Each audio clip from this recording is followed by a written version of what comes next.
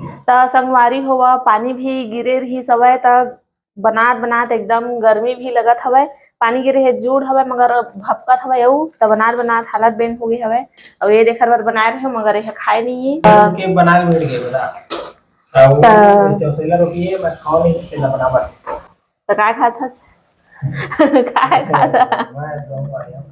गहूं वाले ह संगवारी हुआ गहूं के रोटी खाथे चौसेला रोटी अउ चावल के चिला रोटी खावे नहीं त बेचारा ह सब झन खात रहे त देखत रहे संगवारी हो लेकिन मैं खाओ नहीं है बढ़िया था बुरी मत खा हम तो खाथन तैसा सब के मुंह ला टुकुर टुकुर देखता गेहूं आटा नहीं है गेहूं आटा रहती स गेहूं बनाते चावल आटे संगवारी हो चिला रोटी खाता हूं चटनी के साथ टमाटर और नून और चटनी के साथ जब चिला रोटी खा सकथस त चौसेला ओखर ले अच्छा कैसे नहीं खा सकत नहीं खाओ हमारे तेल भूजे वाले तो चिला रोटी तेल में भुजा के नहीं बने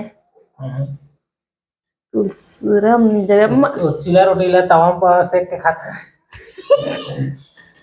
तो एमा ज्यादा ये रोटी तेल में बघा के खाते मैं खावा रोटी